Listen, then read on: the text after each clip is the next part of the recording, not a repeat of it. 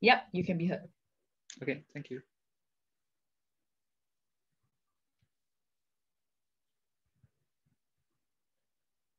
Starting my speech in 3, 2, 1.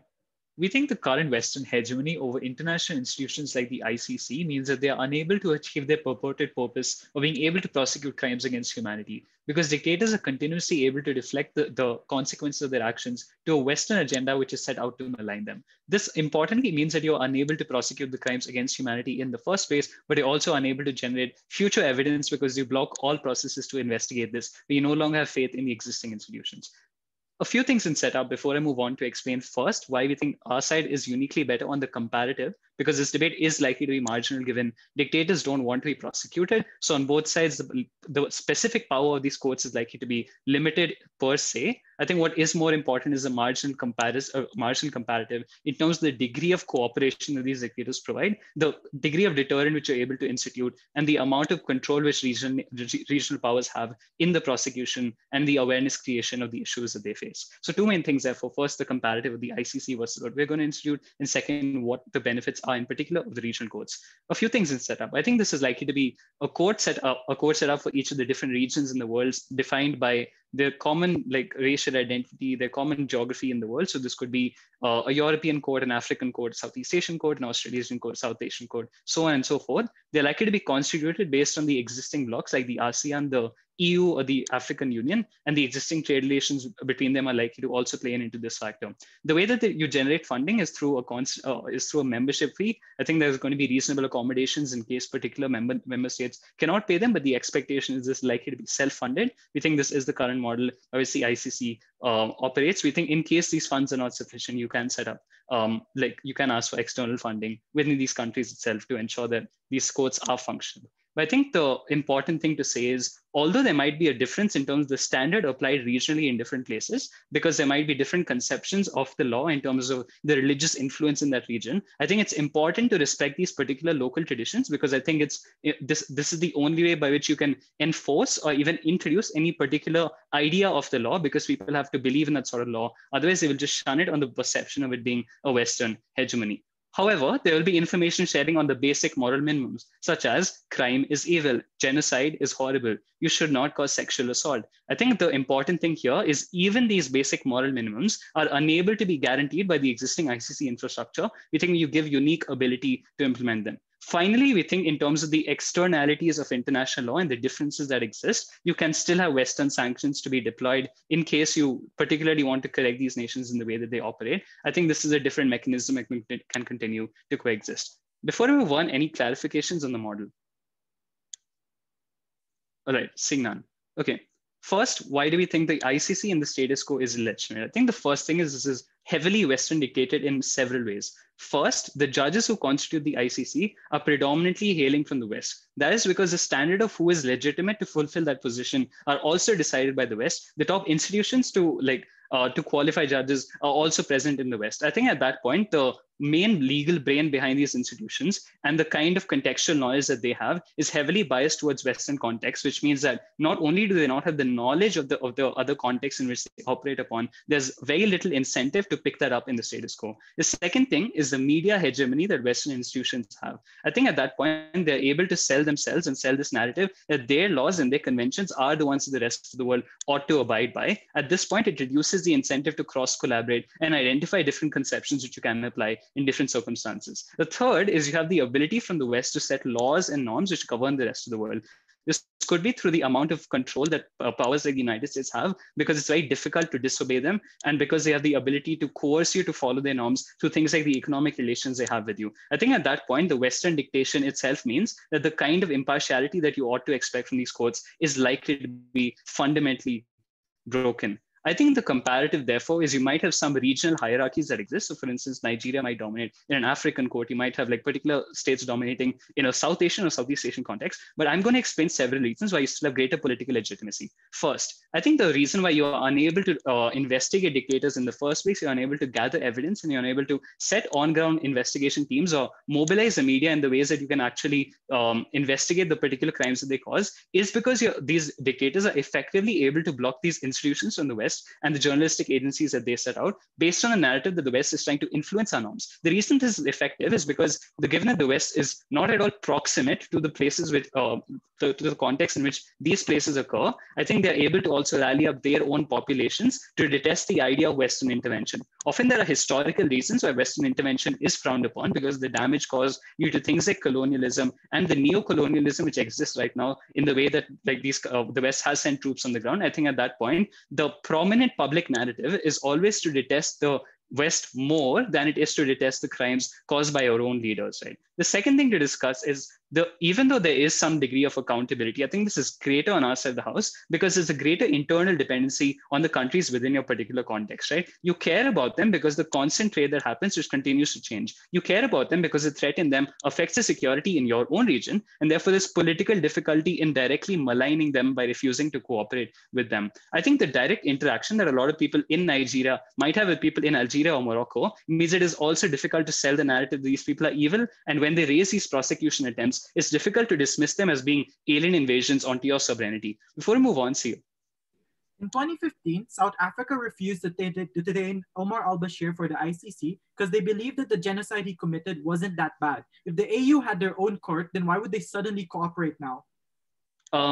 This is obviously a debate about the comparative, because in cases of genocide, I think what is likely to happen is they detest the West and the forms of intervention that it has. By the point where that intervention and that prosecution attempt comes from someone who is proximate to you, it is very difficult to dismiss that. I think in the case of the worst dictators, they may still try to deny these claims, but in terms of outright dismissing these allegations, it's far difficult to do so. So in terms of like the other African countries, I think the difficulty is other African countries are also likely to shield these dictators, making current ICC prosecution incredibly difficult because they're also able to be convinced by this particular narrative that the West has continued to victimize them in the past. The number of people who the ICC has prosecuted in the past are overwhelmingly African dictators, leading to this narrative that you should ban and protect your own allies as compared to listen to what the West is trying to say. I think the comparative difference that you get on our side is you get a greater deterrent effect because you're unable to silence witnesses, etc. Neighboring countries have a greater point of political leverage over you. I think given that regional differences are more dynamic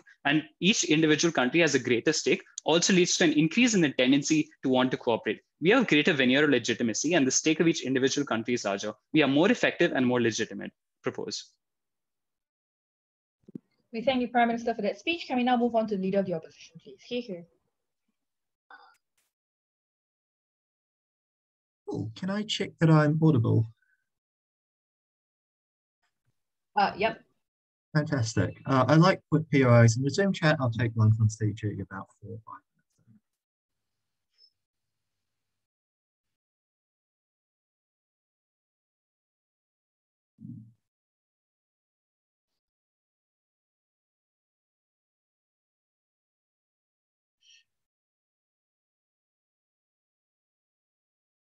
We're not going to seriously dispute that the ICC isn't perfect.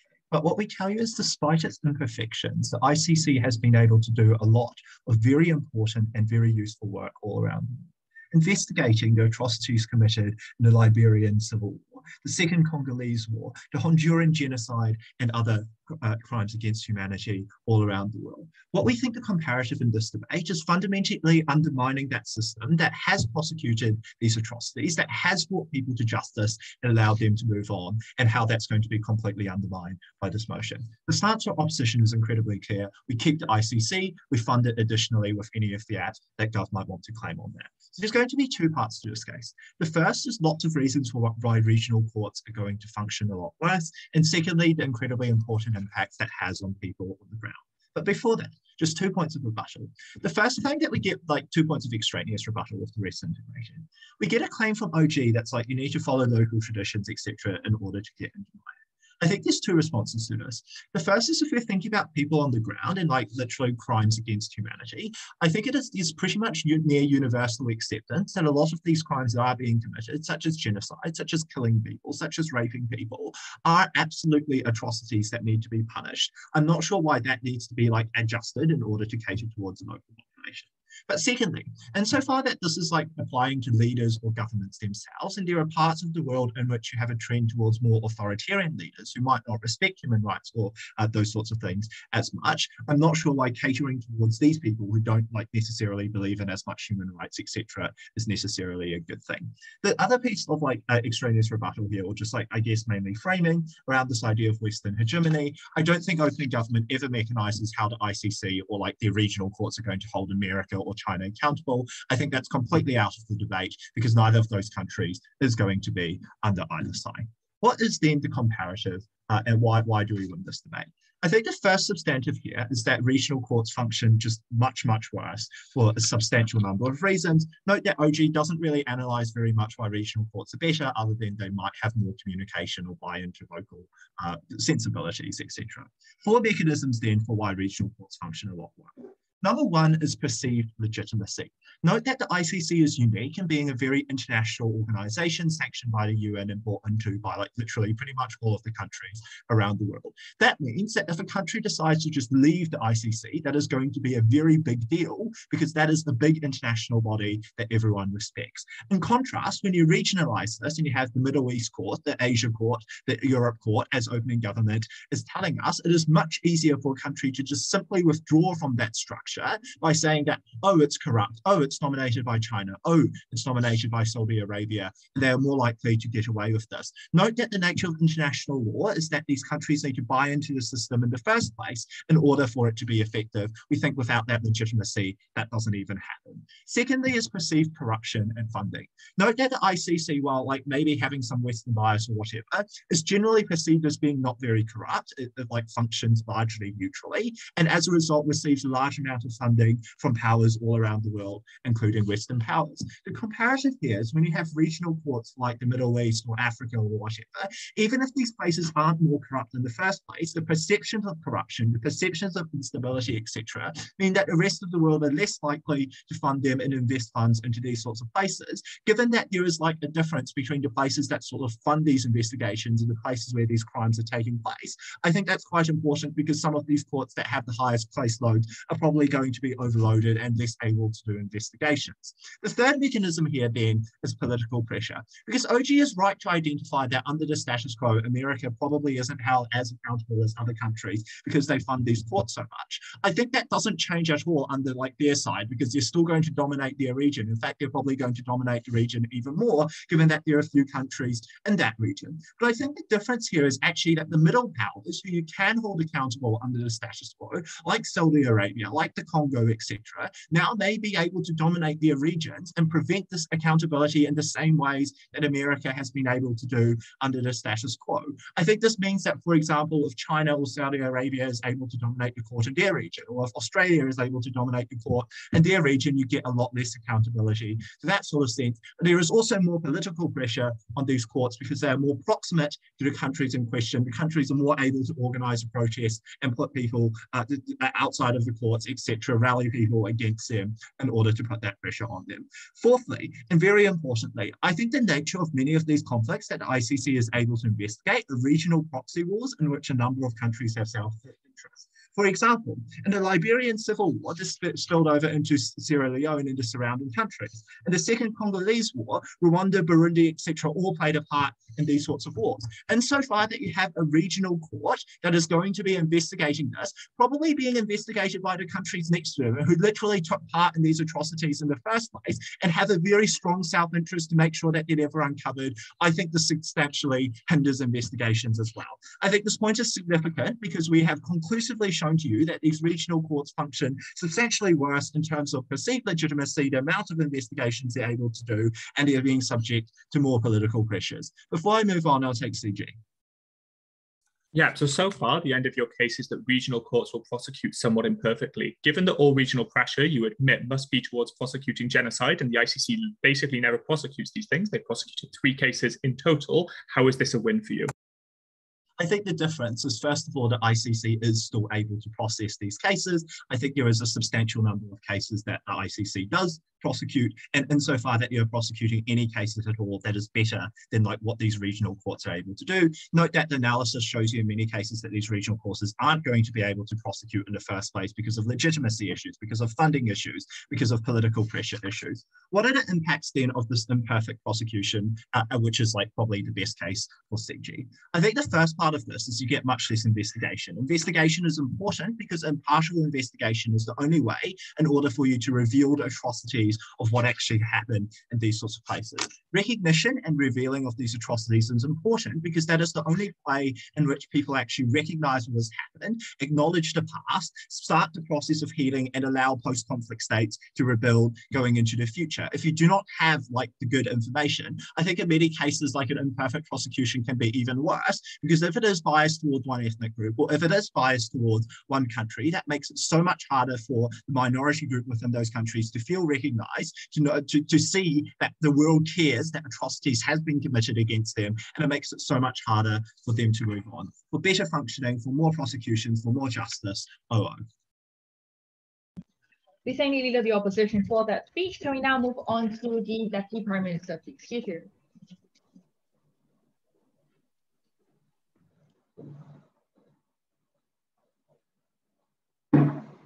Audible? Sorry, so that there might be some echo. Do you mind like maybe saying along the sentence? Can you hear me? Yeah, I can hear you. Okay, cool. Thanks. Perfect. I'm going to start in 3, 2, 1.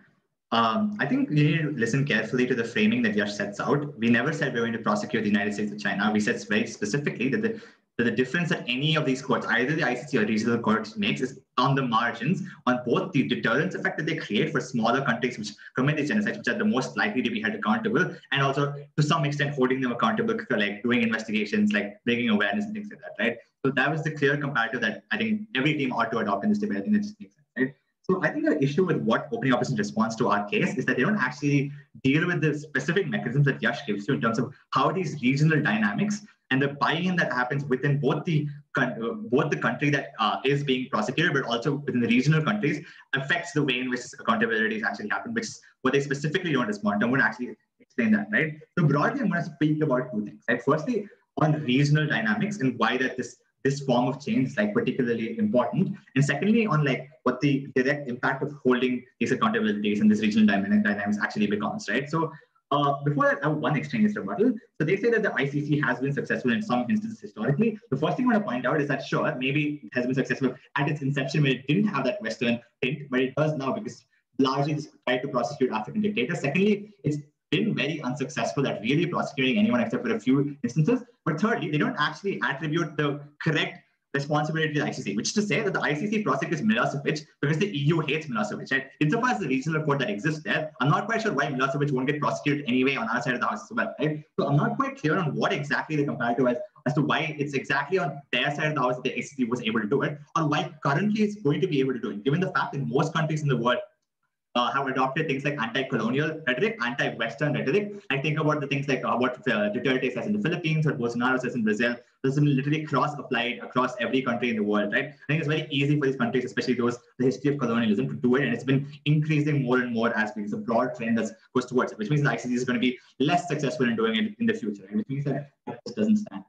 Right? Cool. In terms of regional dynamics, what does opening opposition say? They say a couple of things. Right? The first thing that they say is that there's that ICC has a sense of perceived legitimacy because it's sanctioned by the UN, and then hence you can't withdraw from the ICC as easily you can withdraw from, say, regional court. Right? The first thing I want to point out is the reason why countries don't withdraw from the ICC is because they want to maintain international image, specifically to countries in the West or countries which, quote unquote, do care about human rights. Right? But the problem here is that the same mechanism also applies in regional courts. Right? Because clearly, if the US cares about human rights, it doesn't want to trade with countries which, like absolutely go against human rights. And there's credible reports from, say, an ASEAN court that says that, like these people are trampling on human rights, and that country leaves that ASEAN court. And it's pretty clear that the US will probably stop trading with you anyway because they, quote unquote, care about human rights. Otherwise, the ICC mechanism won't apply on their side of the house either, which means it's uncomparative. So it's unclear why this is the case. But also, secondly, note that this is a regional incentive to stay within that court, because it's not. It's a court constituted by the powers within that region, which means that you probably have incentives in terms of trade to stay friendly with neighbors in that region, security concerns in terms of not making enemies within that region, which means that you don't want to just directly leave that court. But also, thirdly, you look like you're just an asshole when you leave that court country and don't want to come to a consensus decision in terms of that. Right? This looks like India, Pakistan never holding a peace talk, but leaving all the shared institutions, because not. If all of them what they're saying is correct, then there's no reason why there's any shared institutions within South Asia between India, Pakistan, and Bangladesh. But clearly those things exist because there is an international legitimacy they have to do so. It's not necessarily tied to like just being part of like sanctioned by the UN, right? Secondly, they say that there are political hegemons within the region, right? I just want to point out like Saudi Arabia might dominate the region, right? I just want to point out that insofar as the regional hegemons would never get prosecuted on either side of the house. The debate just doesn't operate there, right? Saudi Arabia, South Africa, I don't know, like large countries like China probably will never get prosecuted on either side of the house, right? The debate just fundamentally doesn't operate in these countries because the ICC doesn't have the power. Because one, like large Western corporations still trade with these nations. The West wants to maintain relations with all of these regional hegemons and stuff like that. So it's unlikely that you actually get any significant change on either side of the house for these. It's these smaller countries that are actually more important, right? Okay, cool. What is the mechanisms for regional deterrence that we create on our side? The first thing I want to point out is that there are intra-regional dynamics that constantly change. Like regional politics constantly change. Right? It's not that countries are always allied with each other and stuff like that. There's always like a power dynamics is happening at all points of time, right? Which means it's always a reason to have an upper hand. It's always a reason to have a part of a power asymmetry in terms of the soft power and the hard power that you have over other countries, right? Which means that as a country which is part of that regional dynamic, you don't want to be the country that's going to get prosecuted, because in the future, if you say commit a war crime, then in the future, it's very likely that court can take you to court for three specific reasons, right? The first is the buy-in to the court is far more because the people believe that the court has more legitimacy than Western sanction institution, which means that not just the neighboring countries believe it, but you can't just convince your own population that whatever verdict that they're going to put is actually illegitimate. The second reason is that other countries have more power and more stake in actually conducting investigations on the ground, right? Because ICC investigations are often led by the West, which either like local politicians don't want Western boots on the ground and stuff like that because it's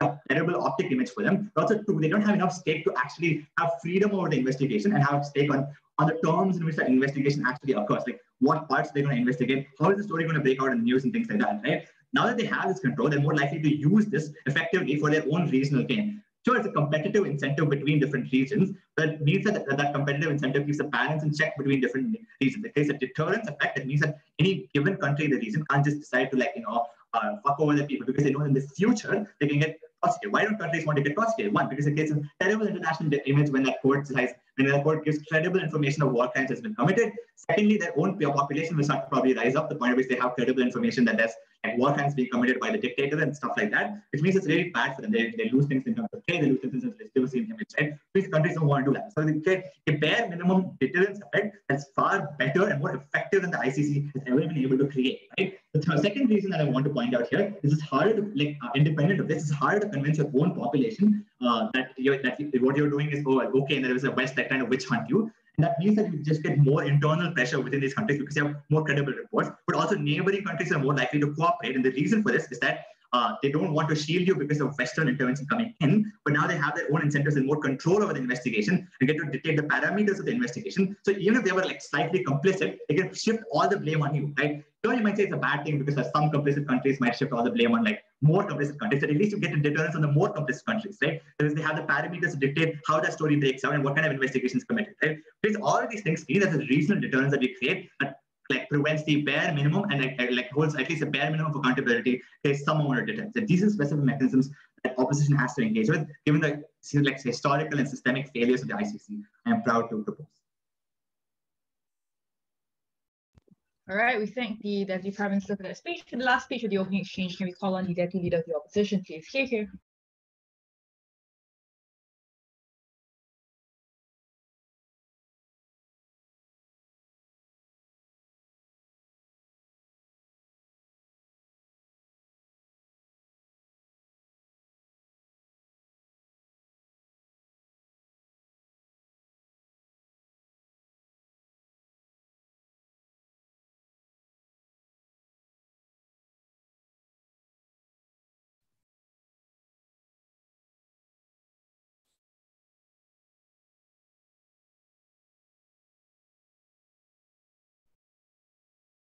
Okay, I'm going to start my speech in 3, 2, 1.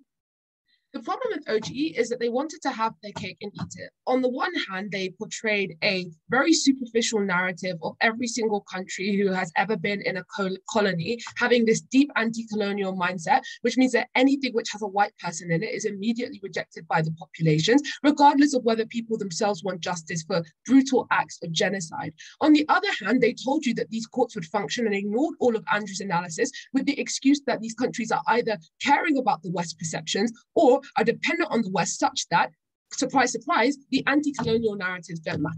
What we're going to do is not just to observe that, but to explain to you why Andrew's material applies in both of these contexts and to take the OG case separately and not credit them for two contradictory claims at the same time and explain why we're outweighing them. Let's start with the opening government case in isolation. The first thing that we hear is that there are Western judges and media, and the big problem with that is that we get divergent outcomes to what would otherwise happen in regional courts. I want them to name a single standard which they think would change, but depending on region. We propose to you from opening opposition that things like crimes against humanity, things like genocide are rather ubiquitous. They are rather universally accepted, or at the very least for people on the ground who are suffering from those things or have just come out of war and conflict. They are very clear standards as to how you should or ought not to have behaved. As a result of that, we would say that you have not heard any impacting on why there would be a divergence of decisions on the basis of the identity of the individuals who are prosecuting, and therefore the impact of this case or this part of the case doesn't stand. Compare this to Andrew's analysis, which didn't tell you that just because somebody is an African judge, they are shit, but told you that in regional courts, you just have several different pressures which makes justice worse. The fact that, for example, you are likely to get, as we'll come on to later, less funding. The fact that it just becomes more difficult to operate at the point that there is a lower level of neutrality because there is a high probability that even actors who are themselves involved in that conflict are the major funders of this regional court. The fact that you have a greater ability to intimidate or to have perceptions of corruption at the point that this is a regional court, at the point that witnesses can be intimidated, at the point that the people can literally rally right outside of that court in a way which isn't possible because, surprise, surprise, you can't just ship all the people who thought that a dictator in the fucking Congo was innocent to The Hague and have them intimidate in the same way. I want to note that there is even to some extent a precedent of this in the West at the point that when we do things like have mafia rulings, we often do that in the context of secret courts to protect people. We think that The Hague is far enough that those people are able to get better justice and that matters more. Secondly, on cooperation, there are two strands to this. Firstly, they say that Western intrusion narrative puts populations off compliance. The second thing that they say is that interdependence between regional powers, for example, for security or trade reasons, means that you care about the rulings of a regional court more. Dealing with the first one about anti-Western bias, the first thing to say here is even if we accept everything that opening government says, there is a time lag issue because at the point that a war criminal is even investigated, let alone prosecuted or arrested, they have already been caught. The war has already been over because you needed to have peace, to have fact-finding missions. Nobody has ever gone into the middle of the war and said, hey guys, can I have your statement on how shit this is right now? The impact of this is really important because it means there's stuff about dictators who control the media and how can push a Western narrative doesn't exist. And the people who often take over from the situation in the war are likely to have disproportionate power in the running of that regional court anyway, are probably going to be confident that the people who committed war crimes on their side are less likely to get prosecuted. And as a result of that, on the comparative, you get less justice. In a situation, however, where you have the idea of Western imposition, the really big comparative here is that we think that people just care about war crimes more. If not because of what CG says themselves, then it's because of the fact that we think that it just matters far more to people that such outrageous and awful deprivations of their liberty are brought to the forefront and that somebody is speaking about them, especially a group of people you believe have power like the West, as opposed to being shut down in that court. So the comparative really is some justice versus none. Then on interdependence, I think that these states are also dependent on the West. And as I've already pointed out, the contradiction in opening government's case accepts that. The second thing I would say, though, is to flip this. Because I think if you have, for example, a common security or trade in between, for example, Chad and Niger, which are both authoritarian military regimes, that is most likely to manifest itself in a norm of human rights abuse and crimes against humanity in pursuit of this aim. So where we would say there might be regional differences is in pursuit of the aims that opening government we're talking about, people literally ignoring the importance of things like war crimes. That is why you're less likely to get prosecutions on their side of the house. But also notice how often when you have big regional wars which create these crimes against humanity, whole blocks often have to pick sides. So it's not enough to say, oh, well, if it's Chad and Niger, we're going to have it in South Africa, because everybody is directly affected in that way. We just think having one international and neutral arbiter is so much better in terms of the degree of justice you are able to get. Finally, on impacting cooperation and compliance, I think there's a reason that OG attempt to assert from Prime Minister that the functioning of the courts is a wash. Notice how they haven't proven that, and we've proven that the courts are distinctly worse on their side of the house. Notice how that means that they themselves accepted the court functioning mattered more. But the reason that they accepted this is because the impacts of compliance often are outweighed at the point that people just want justice more, and at the point that we are able to prove that we get better justice, we win top half. Before I continue onto why Andrew's case is just going to outweigh backup contributions, Reese. I just want to point out one interesting interaction on bench. COPOI'd PM to say that Omar al-Bashir committed a genocide and South Africa didn't recognize it. That means when you say everyone recognizes genocide, you are actually knifing CO.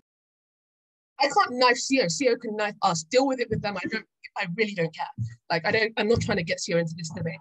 Okay. In terms of effective court functioning, I think that Andrew just gives you a lot of really good reasons why these courts are less likely to be good. Notice how we didn't even need to prove that corruption existed, but rather that the perception of corruption, especially from people who have money like the West, is likely to lead to less money given to these courts overall. That means less investigations. It means less determinations of facts. It means that you are less able to spend money on things like protecting witnesses or spend money on professional systems which allow you to accrue facts in the first place. I want to do then a way up, because I think Andrew just put that material out really good and it weighed us up in the debate.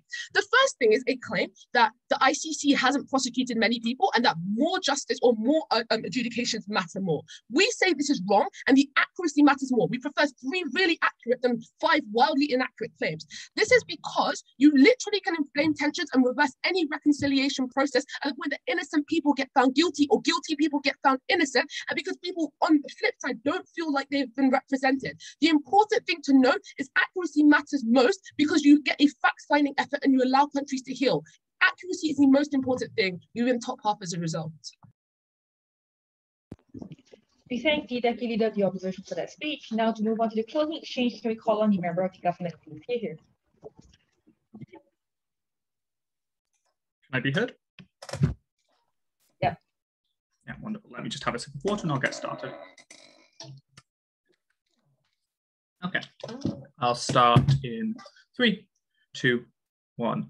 This is a round where I'm glad to be old because this motion was basically set at World Schools in 2014. And as a result of that, I actually know how the ICC makes its decisions, why it is that it is structurally incapable of prosecution. What I'm going to do in this case then is simply explain that, thus win the debate. In this speech, you'll get 3 extraneous points of response to opening opposition, the explanation of why there are failures in the ICC decision-making mechanisms that mean they don't prosecute, some more reasons why you get more buy-in and fixing of these issues for regional courts, why it is therefore that you get more likelihood of local prosecution dealing with OO. Finally, I'll talk about perceptions of justice and why these things ultimately matter in the debate. Let's start then with the 3 extraneous points of response to opening opposition. A, if the actors are still in power who are responsible for the things you would be prosecuted, prosecution can't happen on either side, so you don't extradite. That means anything about regional bias, where state governments are likely to pressure your regional courts and not prosecute, are something that are completely symmetric because they can just not extradite to the ICC. That is not the situation we're talking about on either side of this debate.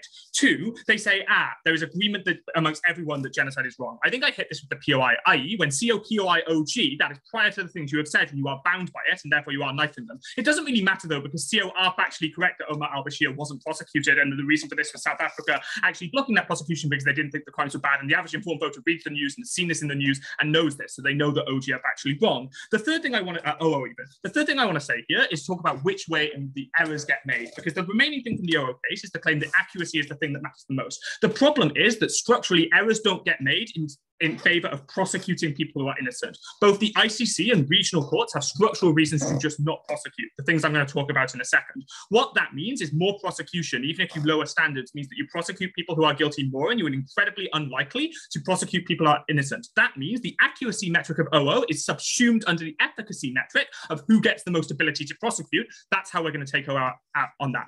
Let's start then by talking about failures in the mechanisms of the ICC. I want to start by talking about what OG do here, because I want to recognize this is vertical, but I don't think OG did this properly. They had three mechanisms. One, where you are educated. I think A, it's false that you're all educated in the West. B, I don't know why this leads to Western hegemony. Two, there's a dominant media narrative. I have no idea how this translates to judges. The best thing they have is the claim that the US can economically pressure countries. The problem is I have no idea why it is the US is likely to do this to stop prosecutions. I also have no idea how that translates to the actual prosecutors, because decisions in the ICC to prosecute are not made by bodies of countries. Rather, they are made by the Office of Prosecutors within the ICC, who suggest and then evaluate cases. What that means is OG never managed to connect to pressure.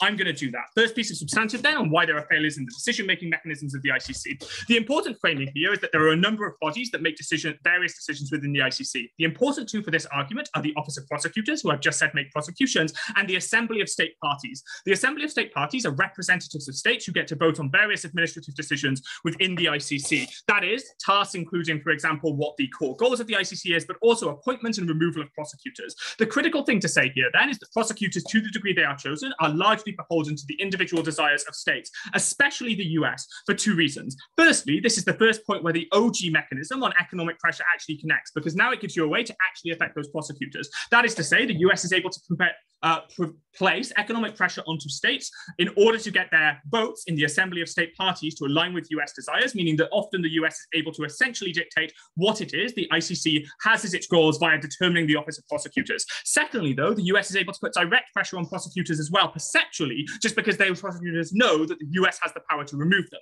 What this structurally means is even courts that have met cases that have met the ICC standard to be prosecuted haven't been prosecuted in the past. This is the reason you've only seen 3 prosecutions in total, because these prosecutors are essentially beholden to the US, who doesn't want them to prosecute. Why is that? The US stance on the ICC is as follows. They say it has no jurisdiction, absolutely no authority, no legitimacy. In fact, 2 years ago, they basically threatened a visa ban on any ICC official who tried to come to the US. The reason for this is a couple of fold. One, they see this as a vote that limits US power to operate abroad, to the degree that the average US citizen thinks that the US is a bastion of justice insofar as it operates abroad, and this body restricts its ability to do that by taking power away from the US. This is often a body that gains large amounts of hate in the US. It also costs large amounts of money because the US are funding it in proportion to their GDP. And what that means as a result is the US citizen sees the ICC as something they are funding in large amount for absolutely no effect other than losing their power. Of course, this flips if the regional court is no longer their problem. The US has no interest in getting involved in other regional courts because it wants to be largely isolationist at the status quo. It has no reason, therefore, to limit the capacity of regional courts to act,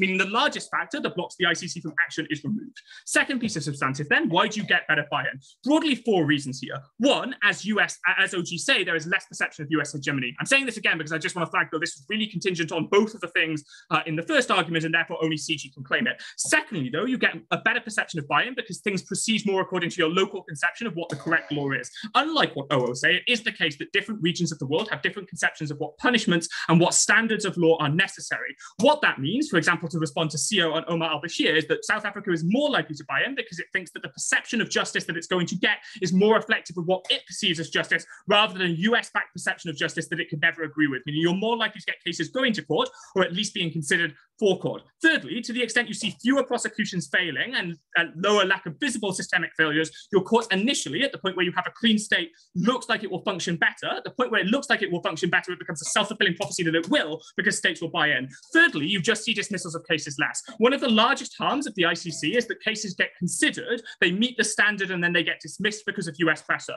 In terms of perceptions of justice, this means that basically regional actors think that the ICC doesn't care about genocides that have happened in their region, and that's incredibly bad for damaging the vision of ICC legitimacy. At the end of this argument, then, you have 2 things. One, the ICC has an inability to actually apply its warrants because state actors won't buy in, and therefore people are able to get away. Much less likely to happen on Gov, to the degree your capacity fleet is often regionally limited. 2, you get some degree more prosecution on Gov. Why is that? Third piece of substantive on the likelihood of local prosecution. A, to the degree you have more buy-in, you just have more capacity to prosecute because states are now going to allow you to, but you also have less incentive and ability for the US to block. I think I say this. OO respond to say that there is a perception of corruption for regional courts. Two things. A, this applies equally to the ICC, actually much more to the degree the conception of the way that pressure happens is further from yours regionally because it's the US who is much further from you. But secondly, I just don't think this is mechanized beyond countries have some degree of power. If countries use their power to make the regional courts do what they want, then that means they're likely to buy in because the courts align with their desires. The second thing they say on funding, I don't think works because the degree of funding you need scales with the size of your court and the number of cases you need to prosecute. Why is this important in terms of perceptions of justice? I think the problem with the ICC is as follows. When victims of these crimes see these cases go into the ICC and that they are dismissed, they feel like they don't matter. They are angry at the international community and they feel that there is no protection, that this couldn't happen again. They also feel, even if justice is done in like the 3 cases it's ever happened, that justice was far away from them, both geographically but also culturally, because the punishments don't match their conception of what punishment ought be that's been taught to them from an early age. Justice just isn't reached on op bench. Any meaningful win on justice that you get on Gov, of which we get lots, is a way Gov win this debate. We've done that in CG, so we must win.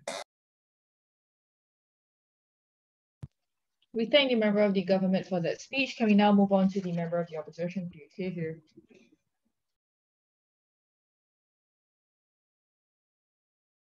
Hi, am I audible? Yep. Great, okay. Starting in 3, 2, 1.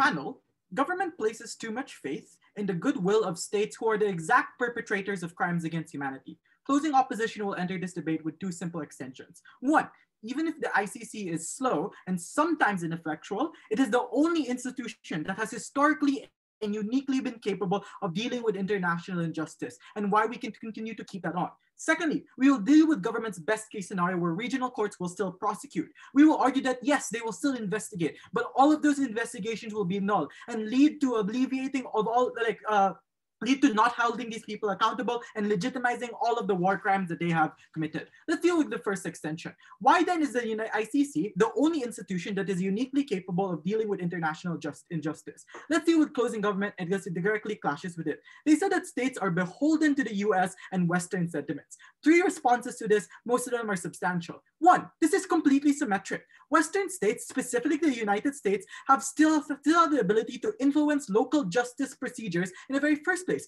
Notice as the US has continued to help many dictatorships in the past avoid their own local courts, avoid their own regional courts. A great example of this is the Marcos dictatorship in the Philippines. We think that US hegemony and the ability for them to threaten minority groups, specifically threatening the democracies of the Middle East, still exists. So they do not deal with that coming from closing government. But secondly, we think that this is simply untrue. Majority of successful African prosecutions have overridden US influences. Look at Gabago in the Ivory Coast and the kinds of genocide he committed in 2010, and the Democratic Republic of Congo trial of Bemba and his war crimes, where now he's serving 18 years in prison. We think that the ICC has already specifically overridden these kinds of institutional barriers. But thirdly, fine, even if it is true that the US will continue to influence these kinds of decisions as a member of the ICC, we think it is an important balancing force because they have the incentive to be able to protect human rights and guarantee stability in regions in Africa, in the Middle East and Asia, while other Asian neighbors have the incentive to destabilize their neighbors so that they can annex some territories. Look at the conflict with the South China Sea and everything else. So we think that this is an important balancing force,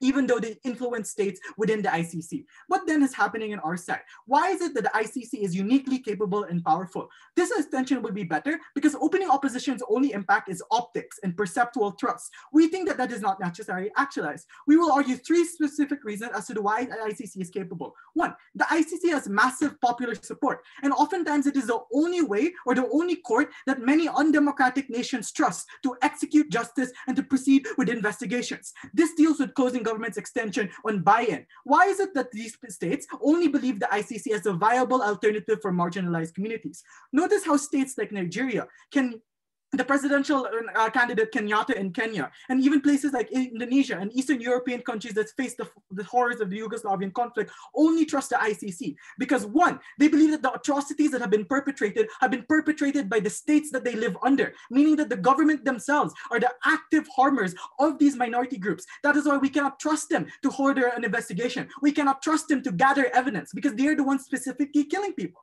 But secondly, there are multiple reasons, they're the only form of democratic pressure that allows international justice to go into their states in the very first place. We think that because of this massive popular support and distrust with the states that are actively perpetrating these war crimes, we think that is why the ICT is uniquely capable in an era of global crimes against humanity. But secondly, we think the ICC is the only one that can overcome institutional barriers to justice. Why? Because A, regional courts and state-level governments have the ability to adjust their laws conveniently to save their state leaders. But secondly, they have the ability to silence local media and investigations. What happened here? Notice how in 2013, the African Union declared that their courts cannot try existing or continually serving leaders or heads of state. The ICC was able to penetrate that and try to prosecute Omar al-Bashir despite South Africa not being able to detain them in 2015. That's why there are multiple other investigations that are still ongoing and still in the process rather than completely being silenced in the very first place. That's how we overcome these institutional barriers.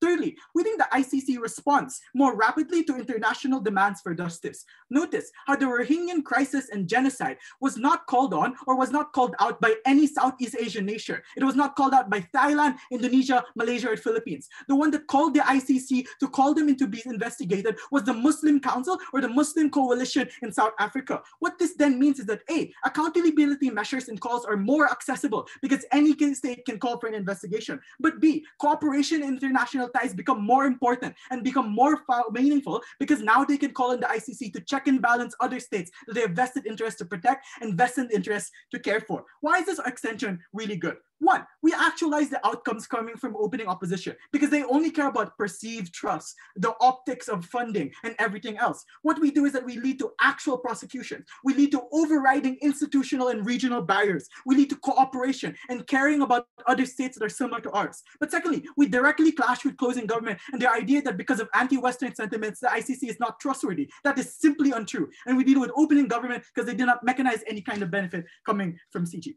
Let's, before I move on, sure. OG. Deterrence is a lot better when there's greater regional stake, a loss of the narrative of Western centrism, and the incentive to protect regional security. If you yourself say countries want to use these courts, there are far less barriers for the likelihood because like these countries won't obstruct the process of prosecution, they'll cooperate in investigation gathering, etc. Just because international countries get more support doesn't mean they're effective in these prosecutions. Kenya doesn't like America, that's a given, but they don't like their government even more because those are the soldiers that are killing their own civilians and raiding their own villages. We think that because they distrust their state even more, that's why they're more likely to turn to the West regardless. Let's move on to the second extension. Why regional courts are more likely to outright ignore crimes against humanity and legitimize them. Opening opposition was again overly fixated on optics and an abstract case on why we might have like Saudi Arabian domination. And what we'll do is that we'll take government at their best case. Why courts, even though they still function on your side, they will not lead to successful prosecutions and lead to be like relieving all of these kinds of crimes on these people. There are two reasons. One, malevolent regional influences become amplified. We think FARC in Latin America has an incentive to silence courts. Bumiputra Malaysia has an incentive to marginalize non-Muslim communities. And terrorist groups in the Philippines have an incentive not to have investigations. We think that when these states are no longer monitored by the ICC, when they're isolated with their own problems, and lack resources and funding like ICC peacekeepers and investigations, they are more likely to be unable to deal with these issues. Secondly, we think states want to avoid successful trials because when they want to keep their heads of states, they are fear of destabilizing their own people. That's why ASEAN has the principle of non-interference, and the Gulf states do not want to prosecute crimes against women in the very first place. So in conclusion, you only solidify harmful state powers that continue to help people. You silence minority groups that can only call into the ICC to fight for their own salvation. In conclusion, the ICC is the only last line of defense that these individuals have. Thank you. We thank the member of the opposition for that speech. Can we now have the member of the government, please? Here. Oh, sorry, the government whip, please. Here. I'm going to assume that I'm audible. I'll take PYs in the chat, probably around 5:30. All right. I will start in 3, 2, 1. I think if CO wanted to win this debate, they probably should have listened to half of the things that Reese actually told you. I think I have 2 points to rebuttal. We'll see if there are more later. The first one is just that the delta in this debate about whether or not the ICC is going to be good at actually extraditing people, I think, is just unclear from CO. It doesn't matter if you call for an investigation, if you like say the ICC should investigate into this thing, if they are not going to actually carry that out, or if they don't want to listen. This is the fundamental issue. So for example, in like the Kenyatta family, if they chose not to cooperate with the ICC, you didn't get enough evidence to mount a case. That means there was never actually any prosecution, meaning that CO doesn't claim any impacts. Sure, you can say, ICC, please listen to me. It doesn't matter if they can't actually do anything with that information. When Reese mechanizes the actual change here, insofar as regional courts have a lot more buy-in, that means that you're actually able to get the kind of justice they care about. Second thing, I think the issue with regional actors not prosecuting is a little bit silly. The ICC is just not going to pressure them to do these kind of things. If they aren't prosecuting in the status quo, and we're not in the age of like actual invasions, there's just no delta here. Like we don't actually see the ICC historically intervening, like inserting itself into conflicts, because actors like the EU or the US would want to do these things, tend to be more isolationist now. It's a large risk. I don't think CO responds to any of that, so probably they're falling out of this debate. I think the ICC has actually been able to get good things happening in like 3 historical cases. The issue though is that CO doesn't seem to understand the US happened to back these for geopolitical reasons in every single one. The problem is that the US has way more control over this institution than it ever would if these were regionalized courts, which I think is always going to be a better comparative. And this was a historical thing that happened previous to the current United States political stance, which is far more isolationist and doesn't really care as much about trying to intervene in all these kind of cases. Cool. I'm going to boil this down into, I think, 2 broad points. I'm going to talk about Western interference. Secondly, I'm going to talk about efficacy. Cool. Getting into the West point then. I think OG says there is a problem of Western hegemony, and this means that people aren't going to buy into the ICC because they feel like it's just the West intervening. I think this could be true, but they probably actually need reasons for why this will change for regional courts, why they will be perceived differently, or why they're actually able to get any good effects. I think Reese tells you that the main issue in the status quo is that the United States is going to block these cases with actual mechanization. So if prosecutors want to be able to make transactions in US dollars, but can be sanctioned now because the US doesn't want a case in Afghanistan to be pulled into the international eye, insofar as there are lots of eyes on this when it's an international actor as opposed to regional ones, that probably means they're going to cave to that pressure. That's unique mech that opening government doesn't have. I think the prerequisite to their argument, even beyond that, is they need to prove there is opt-in to these kind of cases. There are 3 things under this that we tell you uniquely in CG. I think the United States on our side has no incentive comparatively to stop these kind of prosecutions because A, it doesn't cost them as much. So a small regional court prosecuting the United States does not make national headlines. It's not something that voters or the international community is as tuned into. And that just likely means that it's not going to be viewed as such a big deal that they need to shut it down in the same comparative way. Secondly, I think citizens just don't see it as involving them as much, so they vote to block these kind of things less. Thirdly, given that the United States doesn't want to intervene, it is tending towards more isolationist policies, what that means is that there's just not as much of an incentive to crack down on smaller things that aren't as big in people's minds in the status quo, which probably means this isn't as important. I think the impact of this stands in absence of like extradition for the exact reasons that opening opposition says. So if they care about things like justice to victims, getting recognition in this court, regardless of whether or not you're able to extradite like a US Army soldier, is probably really important because you have on the route to that, it's an actual investigation into the case that looks into the bad things that happened. That means that people who were actually harmed get some degree of justice, when the comparative is none of that, because the United States does immediately intervene, is able to pressure people because it views it as a larger threat, but it is a much more international body. That kind of threat doesn't exist on our side, which means from the opening opposition framing that victims matter a lot, we're probably winning there because we at least give them some degree of justice. It sucks a lot if you can't look into the bad things these actors do. If OO cares about that, we're ahead of them. Let's move on to efficacy. Cool. Opening opposition says that these regional courts will have no incentive to prosecute. I am very amused by this claim for a few reasons. The first is that you probably need state buy-in to conduct these investigations on both sides of the system. I don't know why either op team can't understand that.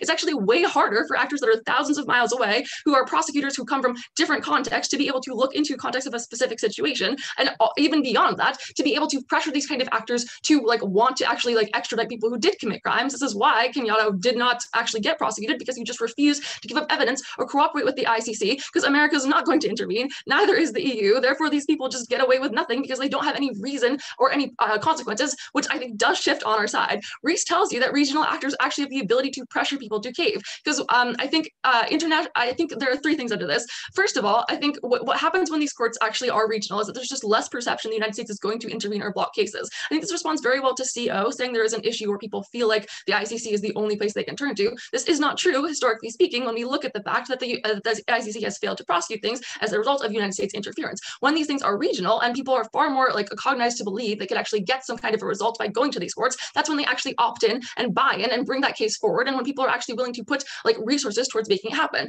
The second thing is that this like local perception of justice just means that they trust they will get correct results more often, and given that there's less history of a failure to prosecute, these things actually do happen. I think all of this is self-fulfilling insofar as it changes the way that these courts are perceived, meaning dismissals of cases that meet these standards happen less often because people actually believe that it will carry over into the future. prosecutors are willing to take that risk, and if states are willing to back these kind of things with resources because they actually believe they have control over the ability for these kind of things to be recognized, when the comparative is the United States shutting those down, you don't actually get those kind of things. I'll take a PY from if they have one. If we make an impact from CG on US dominance is equally applicable to regional powers like Saudi Arabia and Nigeria in a world of regional courts. OO mechanizes this via political pressure, regional conflicts, and self-interest. More countries are unaccountable on Gov side. If Saudi Arabia does not want to cooperate with the ICC, it won't on your side either, because you actually need the leaders to say, I am in this court to begin with, I'm going to give you the documents that mean these kind of things are an issue. This is not the actual comparative in this debate. I don't know why you keep bringing this up. The fact of the matter is, if governments don't choose to cooperate with these bodies, they're not going to on either side. What we're talking about in the actual delta is cases that can be prosecuted, that can be recognized, and are not because of the exact things that you do problematize, which does look like United States interference, or people just not believing in the first place, as CEO wants to claim, that these courts are efficacious at all in the end. Cool. I think in the aftermath of regional conflict, which is like also what you talk about in opening opposition, there's probably going to be a lot of buy-in from new governments to actually want to open up like ideas of like war crimes that were committed and look into those things, just because it is a healing process that legitimizes the new government, meaning that those kind of things happen better on our side, because you're not reliant, again, on international bodies to take a lot of time looking into these things to determine whether or not it's even important at all. And you also like believe, like that's the most important thing, that these kind of things will actually happen, meaning you get more cases turned out. Again, I already framed against the victims thing. Cool. I think the weighing here is pretty simple. The burden isn't that every single trial is going to like lead to someone being extradited or like being successful. What we have are more investigations regionally and internationally, where people actually feel like they can look into war crimes that larger actors committed, that they can actually have the ability to prosecute something that was just local because of the fact they don't think they're going to be blocked by the United States as well. These kind of things mean when there's more evidence of these crimes, you have more ability to prevent them into the future because you actually knew what happened previously. Third thing just means you get more justice to victims who at least receive some kind of recognition instead of waiting for international bodies to legitimize it and not knowing if they ever could. I think for all these reasons, this is a very clear CG ballot, proud to propose. We thank the government whip for that speech. Now for the last stage of the debate, can we call on the opposition whip, please? Here.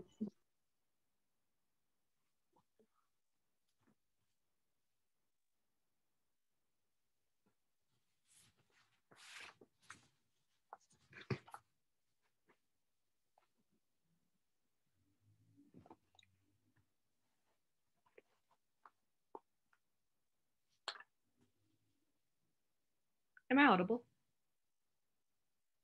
Yep. Cool. Government bench says the delta or the margin in this debate is small. This does not change for most countries or most like powerful or dominant countries. What that means is that insofar as closing opposition proves to you that sure, the delta may be small, but at least the ICC already has an impact in resolving the problems that exist and being able to prosecute humanitarian crises that already happen in maybe not the most dominant countries, but like other countries of the world. We think we're winning the round. I want to talk about two things in this speech. First thing I want to talk about is how is the ICC doing a sufficiently good job in the status quo? Secondly, I want to talk about why are regional courts bad, even if they do function the way that OG and CG want you to believe. So first question in this debate, how is the ICC doing a sufficiently good job? OG gives you two problems here. The first thing that they say is that there's a lack of capacity due to anti-Western sentiment. What they don't realize is just because people have anti-Western sentiment doesn't mean people are more likely to support regional courts. And here's where the material Maddie gave you is so important, because people support ICC much more than they support institutions like the African Union. Look at Kenya, where 61% of Kenyans support the ICC, but only 40% of Kenyans believe that the AU will do a good job with stuff like prosecution. What that means is that because regional courts are not courts that you pull out of the abstract, but rather courts that are already tied to dictators, courts that are representative of the regimes that you're already connected to, whereas the ICC is seen as separate from those, it is more likely that individuals trust these kinds of things. It is not and therefore OG's problem isn't just true, is not true in the status quo. The second thing opening government says is that there are incentives to stay friendly because and comply because there's a level of interdependence, and CG carries this on. Here's the problem with this argument. This actually actually stabs the entire gov bench in the foot, because you don't want to prosecute the other governments that oftentimes you work with, you trade with, that benefit you. Therefore, that interdependence necessarily means that you're less likely to prosecute in a large number of cases. For instance, if you're the Philippines and you support the prosecution of Myanmar, it is more likely that that's going to stab you in the foot later on, because there's a level of codependence that doesn't exist when this operates on a global scale. What that means is that all of OG's problems that they bring out are just non-existent, and they don't, and the ICC is doing a good enough job in the status quo.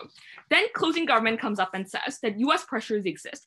The first thing I want to note with the CG extension is that just because closing government is trying to prove ICC is really, really bad, just does not, like they don't ever give the comparative on why regional courts would be better. But secondly, and more importantly, they never actually explain to you why US control over institutions is necessarily bad, other than the fact that people don't like it, which we've already addressed.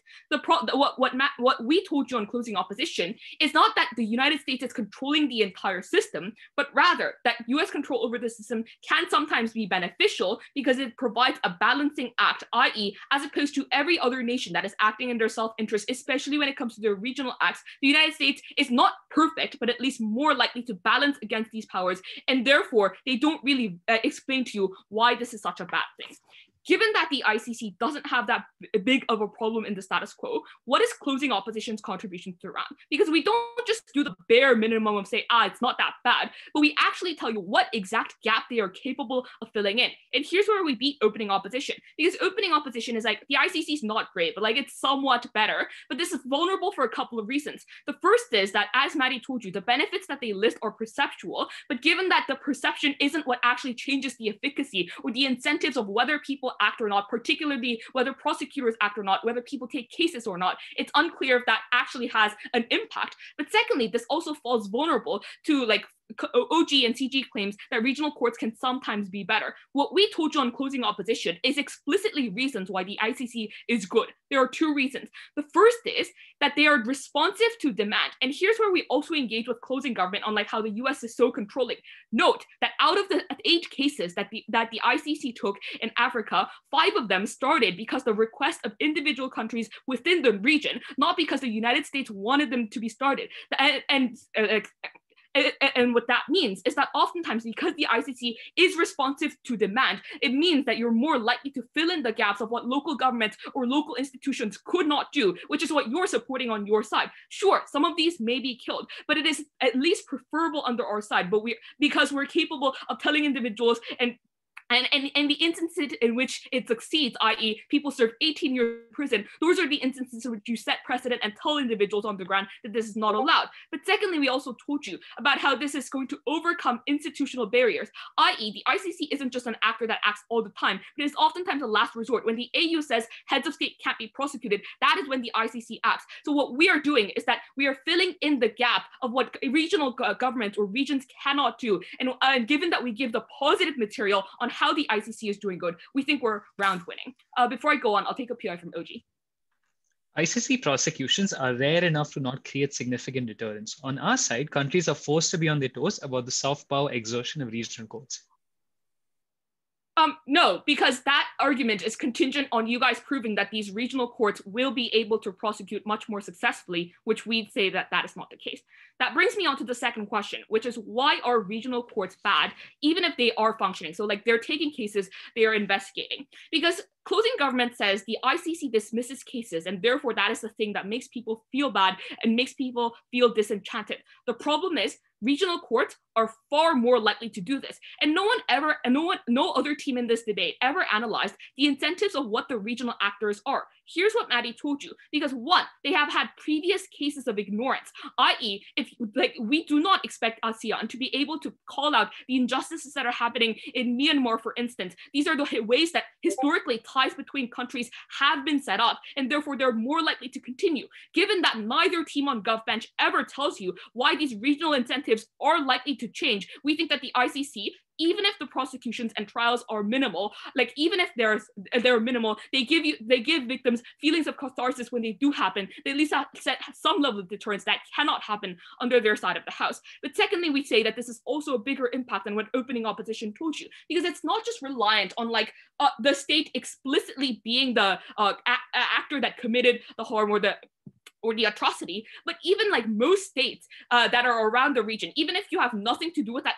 atrocity at all, do not have an incentive to get involved. That means that our impacts are far more reaching, because it doesn't apply just in instances in which states are complicit, but also in instances in which just states, but also applies to every other state that happens. That means that these prosecutions are never going to happen. Very proud to oppose.